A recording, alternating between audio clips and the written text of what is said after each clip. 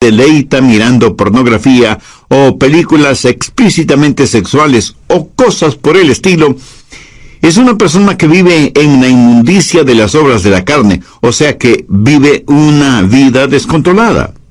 Cuarto, lascivia.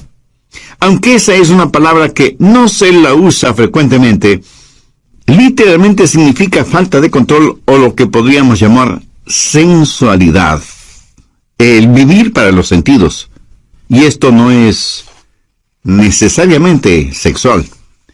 Puede ser la borrachera, la glotonería, o sea, un desordenado deseo por la comodidad, la ociosidad, el complacer a sus 5 sentidos, dejar que ellos controlen su forma de vivir. Eso también es una vida descontrolada. Quinto, idolatría. Y usted me dirá, pastor, nosotros somos gente moderna, civilizada. Nosotros no somos idólatras. Permítame hacer una pregunta. ¿Qué es un ídolo? Ídolo es cualquier persona o cosa que para usted es más importante que Dios. Cualquier cosa a la que ame más, tema más y sirva más que a Dios, ese es un ídolo.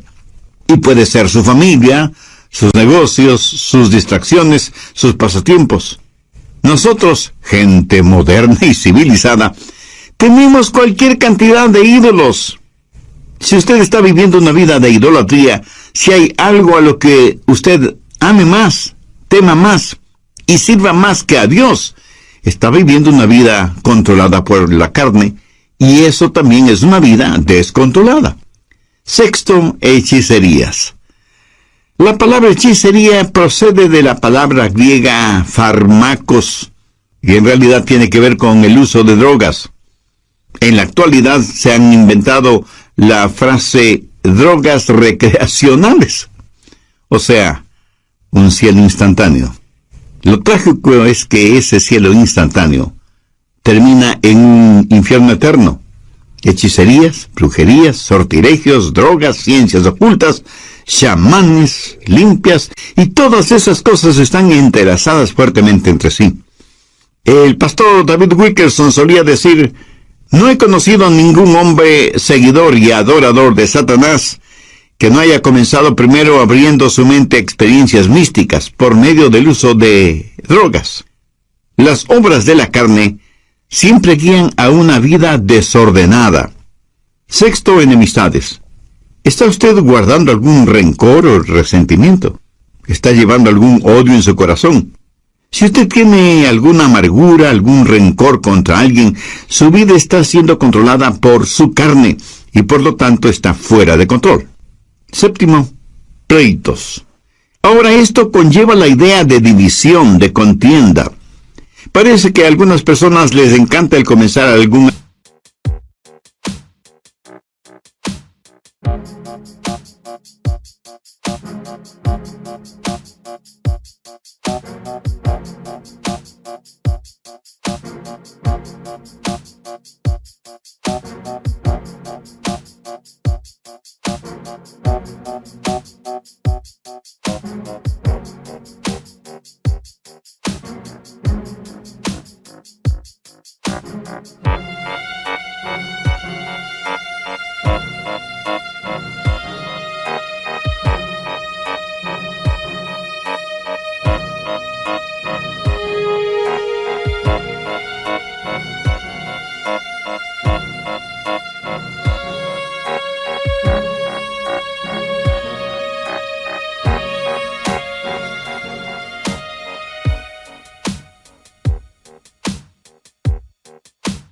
argumento. No se llevan bien con nadie. Son como un puerco espín. Aunque tienen buenos puntos, es casi imposible acercarse a ellos. Octavo, celos. La raíz de los celos, mi amigo, es el egoísmo. El egoísmo llevado hasta el extremo puede producir increíbles tragedias. Un fanático celoso es una formidable arma terrorista. Un fanático religioso es una aterradora arma en manos de Satanás. Noveno, iras. Estas producen un incontenible deseo de venganza, un consumidor afán de desquite. Y no importa cuán bajo tengamos que descender tanto y en cuanto podamos saciar nuestra venganza y aplacar nuestra ira. El único problema es que la venganza nunca ha traído paz a los vengadores. 10, contiendas. Y esto tiene que ver con personas especializadas en fraccionar un grupo humano. Una iglesia, por ejemplo.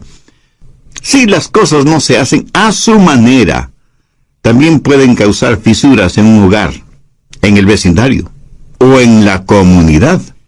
11, disensiones. La palabra sedición, derivada de disensión, literalmente significa estar aparte y hace referencia a personas que forman pequeños grupitos y enclaves porque piensan que son mejores que todos los demás. A veces son precursores de cultos, logias y hermandades que son muy selectivos en cuanto a su membresía se refiere. 12, herejías. Las herejías invariablemente están relacionadas con las doctrinas falsas y no quieren adherirse a la palabra de Dios. Personas controladas por las obras de la carne en vez de ser controladas por las obras del Espíritu. 13, envidias. Una persona envidiosa es una persona que no está satisfecha con lo que tiene. Posee un espíritu de codicia. Carece de un espíritu de agradecimiento. Y no es que únicamente quiere más, sino que quiere tener más que todos los demás. 14, homicidios. Y no faltará quien inmediatamente pensará, qué bueno que yo no soy un asesino. Cuando Jesús interpretó no la letra de la ley, sino el espíritu de la ley, dijo que si tenemos odio, rencor, venganza en el corazón contra alguien, somos homicidas, sin necesidad de disparar un arma o de utilizar un puñal. 15, borracheras. Esto no hace referencia al hecho de beber cerveza o licores hasta perder el sentido, sino a la realidad de que nuestra mente ha sido narcotizada, insensibilizada. Significa que tiene un impedimento en su capacidad mental. Así como el alcohol y las drogas son un impedimento moral y ético para quienes usan esos venenos. 16, orgías. Hay gente que parece que están de fiesta todo el tiempo. Fiesta en el sentido mundano, tratando de silenciar la voz de sus conciencias, tratando de escapar de la realidad, hundiéndose en las indulgencias de los entretenimientos, incapaces de no tener nunca un pensamiento serio, puro, agradable. Las orgías no son solo materiales, sino también intelectuales y espirituales. Pablo termina esta lista diciendo, y cosas semejantes a estas. Está diciendo que todas estas son señales de una vida no controlada por el Espíritu, o sea, una vida fuera de control. ¿Cuál es el resultado? Tiempo perdido, cuerpos debilitados, pensamientos torcidos y vidas totalmente destrozadas. Gálatas 5:22 dice, mas el fruto del Espíritu es amor, gozo, paz, paciencia, benignidad, bondad, fe, mansedumbre, templanza. Contra tales cosas no hay ley. La palabra templanza significa estar bajo control, pero en este caso, estar bajo control del Espíritu Santo. Mi amigo, mi amiga, ¿quién está en control de su vida? Al respecto, hay algunas cosas importantes que debemos saber. Primero, cómo vivir una vida controlada por el Espíritu. Gálatas 5:13. Porque vosotros, hermanos, a libertad fuisteis llamados, solamente no uséis la libertad como ocasión para la carne, sino servíos por amor los unos a los otros. Y en el siguiente versículo, Pablo nos dice cuál es el estándar del amor. Porque toda la ley en esta sola palabra se cumple. Amarás a tu prójimo como a ti mismo. Ese es el estándar legal. Y si queremos saber si estamos viviendo una vida de acuerdo a los parámetros de Dios, solo tenemos que hacernos la pregunta, ¿amo a los demás como me amo a mí mismo? El estándar de una vida autocontrolada o una vida controlada por el Espíritu es la ley. Pero la medida de eso es el amor. Hay 3 maneras de mirar esto de la ley. Algunos ven la ley como su enemiga. La carne les dice, no tengas nada que ver con ninguna clase de ley. La carne no quiere que nadie ni nada le sujete. Quiere hacer lo que le plazca. Eso es lo que se llama libertinaje. Otras personas miran a la ley como su amo. Y Pablo predica contra eso porque quienes viven bajo la ley están siempre luchando, pero nunca alcanzan la victoria. Saben lo que dice la ley. Saben que la ley es buena y justa, y por eso tratan de vivir bajo la ley, aunque eso les cueste la vida. Y quienes viven de esa manera, bajo la ley, son legalistas. Recuerde que la vida cristiana no es una relación de ley, sino una relación de amor. Muchos viven vidas de negativismo y ven a la ley como su amo. Gálatas 5:1. Estad pues firmes en la libertad con que Cristo nos hizo libres, y no estéis otra vez sujetos al yugo de esclavitud. Bueno, ¿y cuál es el yugo de esclavitud? Es el del esfuerzo propio. Cuando usted ve a la ley como su amiga, eso es libertad. Y tenemos tres opciones: libertinaje, legalismo o libertad. Y la Biblia dice que hemos sido llamados a libertad y que debemos estar firmes en la libertad con que Cristo nos hizo libres. Ahora escúcheme atentamente. Libertad no es hacer lo que se nos antoja. Nadie es verdaderamente libre hasta que no sepa lo que es control. Yo no sé interpretar música en ningún instrumento musical, lo cual me pone triste a mí, pero eso le alegra a muchas personas. Ahora, suponga que quiero tocar el piano, y tan pronto me siento frente al piano, sé que ese piano está regulado por ciertas leyes, y solo las personas que han aprendido esas leyes musicales son las que pueden hacer surgir melodías de ese piano. El salmista dijo: tus estatutos han sido mi canción en el día de mi peregrinaje.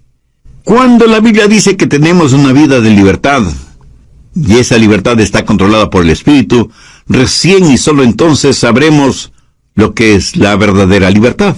Pero ¿cómo tener ese control, esa disciplina en nuestras vidas? No por medio del libertinaje, sino por medio de la libertad en el Espíritu. Nuestras vidas necesitan estar bajo control, pero no bajo nuestro propio control, porque eso lo único que producirá será libertinaje, sino bajo el control del Espíritu para tener libertad. Pero aún el parámetro de la libertad no es suficiente. Necesitamos fortaleza. ¿Dónde tener la fortaleza para vivir una vida controlada por el Espíritu? Bien, veamos Gálatas 5, versos 16 y 17. Digo pues, andad en el Espíritu, y no satisfagáis los deseos de la carne, porque el deseo de la carne es contra el Espíritu, y el del Espíritu es contra la carne, y estos se oponen entre sí, para que no hagáis lo que quisiereis. Verá, parte de mi naturaleza es carnal, y parte de mi naturaleza es espiritual, cuando he nacido de nuevo. Y estas dos naturalezas están dentro de mí. Y lo mismo pasa en usted, ¿verdad? Y el Espíritu Santo dice a nuestro espíritu: vive para Dios y vive victoriosamente. Es una especie de guerra civil dentro de nosotros. Y por nosotros mismos no podemos tener la victoria. Entonces, ¿qué hacer? Verso 16. Andad en el Espíritu, y no satisfagáis los deseos de la carne. Note que no dice satisfaced los deseos de la carne, para que podáis andar en el Espíritu.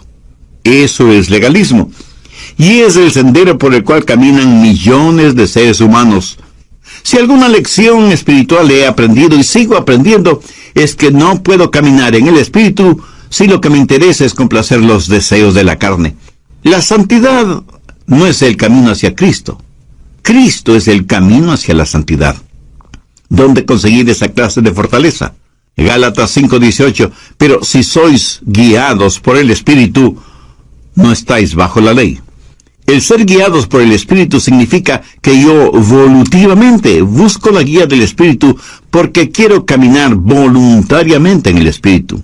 El estándar de la ley de Dios se manifiesta en el amor, y la fortaleza para esto es si caminamos en el Espíritu. Por lo tanto, la vida controlada por el Espíritu es el caminar en el Espíritu. Y todos sabemos lo que significa caminar, ¿no es cierto? Pero pensemos sobre esto un poquito más. Primero, el empezar a caminar. Un viaje de 1 kilómetro o de miles de kilómetros empieza con un paso. Voy a caminar de aquí hasta allá. Ahora, el comenzar a caminar es un acto de mi voluntad. Pero escúcheme, la vida controlada por el Espíritu, la vida espiritual disciplinada, no se vive por el poder de la voluntad, sino que se la vive por el poder del Espíritu Santo. Pero usted debe decidir. Y yo no puedo decidir por usted. Nadie, absolutamente nadie puede decidir por usted. Es algo que solo usted puede decidir. Y puede decir, voy a vivir guiado por el Espíritu. Veamos Efesios 5:18. No os embriaguéis con vino, antes bien sed llenos del Espíritu. ¿Por qué Dios dijo por medio de Pablo que no debemos embriagarnos con vino y que más bien seamos llenos del Espíritu Santo? Porque quiere darnos no solo un contraste, sino también una comparación. Porque ser llenos del Espíritu es como estar embriagados con vino. El hombre puede decidir qué es lo que va a beber. Esa es su decisión. Pero una vez que decide qué beber, lo que bebe toma control de él. ¿Lo entiende? Cuando está borracho, está bajo la influencia, bajo el control de aquello que bebió. Así que por un acto de su voluntad, usted decide ser lleno del Espíritu. Pero una vez que eso se hace realidad, es el Espíritu Santo el que tiene control sobre usted. Ahora usted está lleno no de vino, sino del Espíritu Santo. Eso os lo he dicho antes, que los que practican tales cosas no heredarán el reino de Dios. Mas el fruto del Espíritu es amor, gozo, paz, paciencia, benignidad, bondad, fe, mansedumbre, templanza. Vimos también algo detalladamente el significado de estas obras de la carne, e hice énfasis en primer lugar en cómo vivir una vida controlada por el Espíritu. Porque, como también lo dijo Pablo en Gálatas 5:13, porque vosotros, hermanos, a libertad fuisteis llamados, solamente no uséis la libertad como ocasión para la carne, sino servíos por amor los unos a los otros. Y en el siguiente versículo, Pablo nos dice cuál es el estándar del amor, porque toda la ley en esta sola palabra se cumple. Amarás a tu prójimo como a ti mismo. Bien, continuemos. Segundo, la circunferencia de su caminar. ¿Qué significa caminar en el Espíritu? Note que no dice caminar con el Espíritu. Tampoco dice caminar siguiendo al Espíritu. Claramente dice andad en el Espíritu. Para mí, eso significa que el Espíritu debe ser la circunferencia de su caminar. Por ejemplo, si yo le dijera a usted, camine en este edificio, significa que usted debe estar en ese edificio. El perímetro del edificio es la circunferencia dentro de la cual usted puede caminar. Si usted se sale del edificio, ya no estará en el edificio. Espero que lo entienda. Todos los países del mundo tienen sus fronteras. Para poder viajar de un país a otro, usted necesita un pasaporte con la visa respectiva. Y con eso usted puede viajar libremente de un país a otro. Pero a veces los países, por motivos de seguridad interna, cierran sus fronteras. Y uno puede llegar hasta la frontera, pero no puede pasar la frontera. Esa frontera es el límite de su caminar o de su viaje. Por analogía, el Espíritu Santo de Dios debe ser el elemento en el cual usted camina. El Espíritu debe ser el medio ambiente de su vida. Usted como que se encierra, se cubre, se cobija con el Espíritu Santo de Dios. ¿Está usted haciendo eso? Le puedo asegurar que su carne no quiere que haga eso. ¿Sabe por qué? Porque la carne le dirá, mira, no seas tonto. Fuera del Espíritu Santo puedes tener placeres y hacer cosas que necesitas para ser feliz. Escúcheme, una persona que tiene su vida controlada por el Espíritu Santo ha llegado a una conclusión terminante. No hay nada que valga la pena fuera de Jesús. Cuando usted pueda decir eso, es que está caminando en el Espíritu. No hablo del hecho real de que usted tiene que comer, dormir, trabajar, descansar, gozar de vacaciones y todas estas cosas. Todas estas cosas usted las necesita ver dentro del contexto de que el Espíritu Santo de Dios está guiando y dirigiendo su vida. Usted debe aprender a caminar dentro de la circunferencia y los parámetros del Espíritu Santo. Y cuando usted se salga de esa circunferencia, el Espíritu Santo le dirá, mire, estás cruzando el límite. Y usted retrocede y se arrepiente. Eso, mi amigo, es una vida controlada por el Espíritu Santo de Dios. Tenemos entonces el comienzo de nuestro caminar, la decisión del paso que vamos a dar, y la circunferencia dentro de la que podemos caminar en el Espíritu. Pero todavía hay algo muy importante. Tercero, la continuación de nuestro caminar. Gálatas 5:16 dice, digo pues, andad en el Espíritu. Andad, en el original griego, conlleva la idea de mantenerse caminando. ¿Pero qué es caminar? Sencillamente una serie de pasos. Y aunque comienza con una decisión, no se detiene allí. La vida controlada por el Espíritu es una crisis que comienza con lo haré, pero es seguida por un proceso realizado un paso a la vez. Lo dije ya hace algunos minutos, un viaje de 1 kilómetro o 1000 kilómetros.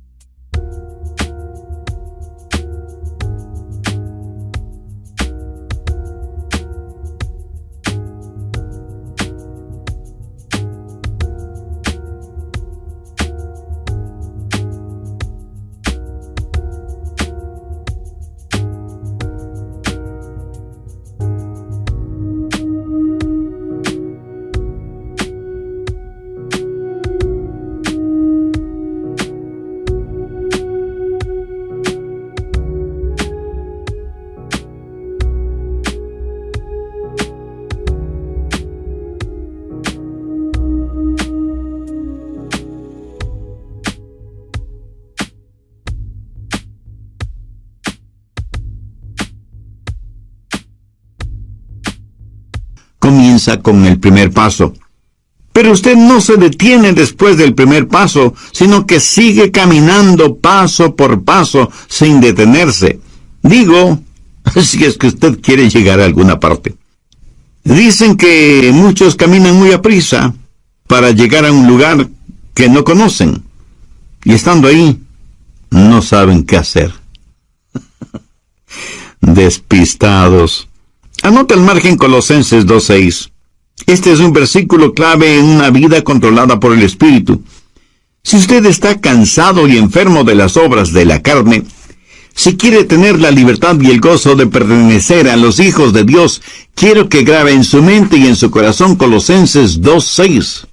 Por tanto, de la manera que habéis recibido al Señor Jesucristo, andad en Él. Mi amigo, es muy importante que usted entienda bien esto. Si usted ha recibido al Señor Jesucristo en su vida, debe caminar en Él. Si yo le pregunto a usted si ya es salvo, y usted me responde afirmativamente, tácitamente me está diciendo que ya ha recibido al Señor Jesucristo como su Salvador. Por favor, escúcheme con atención. Si eso es cierto, o sea que usted ya es salvo o salva, entonces quiere decir que usted está caminando en Él. Bien, ¿me permite hacerle una pregunta? ¿Cómo recibió usted al Señor Jesucristo? Y probablemente usted me dirá, porque me arrepentí de mis pecados y deposité toda mi confianza y fe en Él. Muy bien, por arrepentimiento y fe. ¿Qué es lo que dice Pablo en Colosenses 2:6? Por tanto, de la manera que habéis recibido al Señor Jesucristo, andad en Él. Entonces, ¿cómo puede usted vivir una vida victoriosa? De la misma forma en que recibió a Cristo, por arrepentimiento y fe. Pero deseo que note las 3 últimas palabras del verso 6. Andad en Él. Y andad quiere decir caminar. Y el caminar se lo realiza un paso a la vez. Y usted necesita sus 2 piernas para caminar. No sé si se habrá dado cuenta, pero cuando caminamos estamos desbalanceados por fracciones de segundo cuando levantamos una pierna.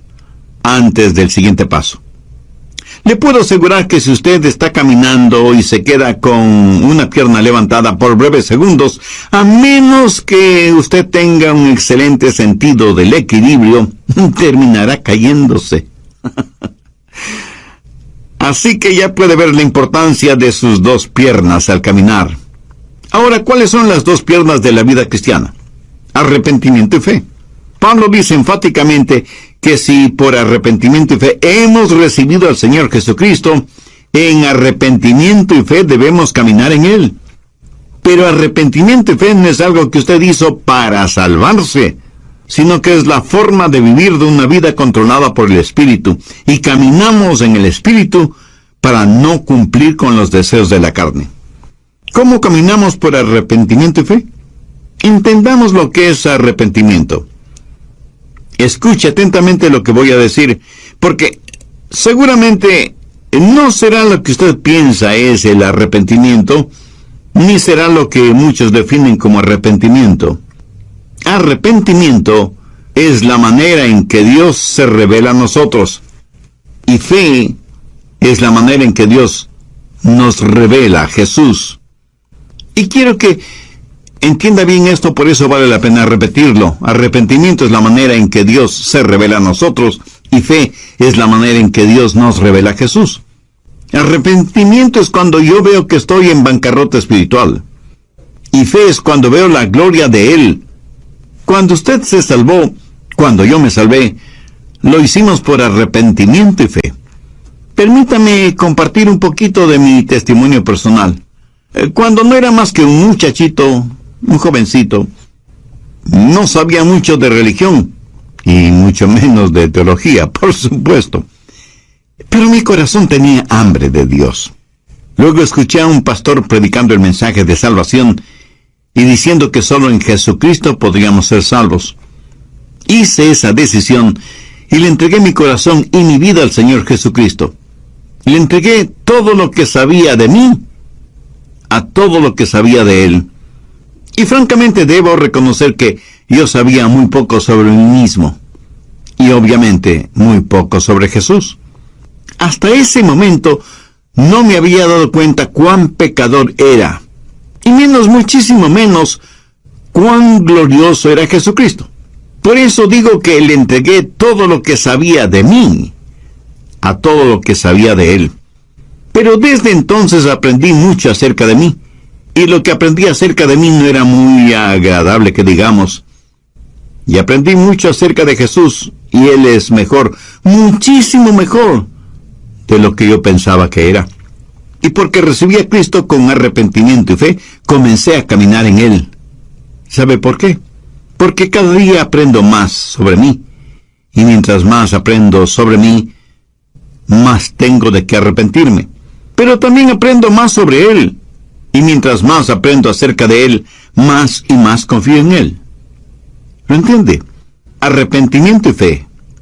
A lo mejor a veces usted piensa, creo que realmente no soy salvo, porque si fuera salvo, ¿por qué tengo esta gran convicción de mi pecado?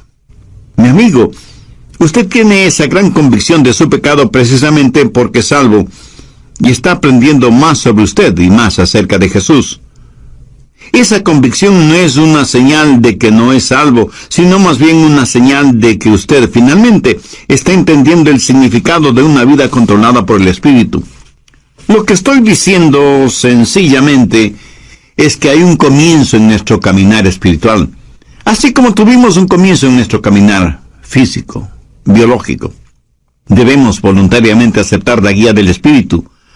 No vivimos por el poder de nuestra voluntad, pero entramos y aceptamos la vida cristiana por una decisión volutiva de nuestra parte. Sabemos que hay parámetros, límites circunferenciales para nuestro caminar en el Espíritu, y que nuestro caminar no se detiene, sino que continúa paso a paso. Por tanto, de la manera que habéis recibido al Señor Jesucristo, andad en Él. Arrepentimiento y fe. Dar todo lo que sé de mí a todo lo que sé de Él. Y de pronto, súbitamente, usted descubre que usted no está en control, que Dios está en control de su vida por medio de su Santo Espíritu. y que su vieja naturaleza pecaminosa, carnal, ya no tiene nada que hacer en usted, porque ahora usted está caminando, creciendo en el Señor Jesucristo, guiado por el Espíritu Santo. Por lo tanto, la vida controlada por el Espíritu es un caminar. Algunas personas me dicen: pastor, desde hace tantos y tantos años estoy firme en Jesús. Y yo, con todo respeto y con todo amor, simplemente les pregunto: hermana o hermano, ¿cuándo va a empezar a caminar? Está bien el estar firmes en la fe, pero para muchos parece que firmeza significa inmovilidad, en vez de significar un caminar firme. Resumiendo, permítame decir que el estándar de la ley de Dios es el amor, y la fortaleza de nuestro caminar en el Espíritu con arrepentimiento y fe, lo cual producirá en nosotros una verdadera satisfacción espiritual.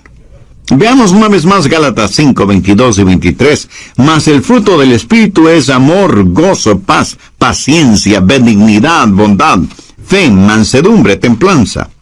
Escúcheme, el diablo utilizará a sus familiares y amigos no cristianos para que le digan: tú no quieres vivir esa clase de vida, es tan aburrida. Mi amigo, esa es la única clase de vida que vale la pena vivirla. Es la única vida que produce genuina y eterna satisfacción. El apóstol la identifica como fruto, y un buen fruto es por lo general delicioso, hermoso, oloroso y satisface. Una fruta es para ser consumida, para aplacar el hambre. ¿Tiene usted hambre por el Señor, por las cosas de Dios? Si no es por medio del Señor Jesucristo, esa hambre nunca podrá ser satisfecha. Una vida controlada por el Espíritu es una vida llena del fruto del Espíritu, o sea, es una vida llena de amor, gozo, paz, paciencia, benignidad, bondad, fe, mansedumbre y templanza. La carne y el Espíritu están luchando en usted ahora mismo. El resultado depende de usted. Si usted dice: voy a vivir una vida de libertad a la ley como mi amiga, voy a vivir una vida de verdadera libertad, voy a buscar la fortaleza del Espíritu Santo y buscar voluntariamente la guía del Espíritu Santo y dejar que Él marque los parámetros normativos de mi vida y que me ayude a encontrar todo en Jesucristo. Voy a caminar un paso a la vez en arrepentimiento y fe. Si usted dice eso, Dios le dará libertad. La libertad con que Jesucristo quiere hacerle libre. Y si hay alguna disciplina de su parte, no piense que la disciplina es restrictiva. Ninguna persona es más libre que aquella que vive una vida controlada por el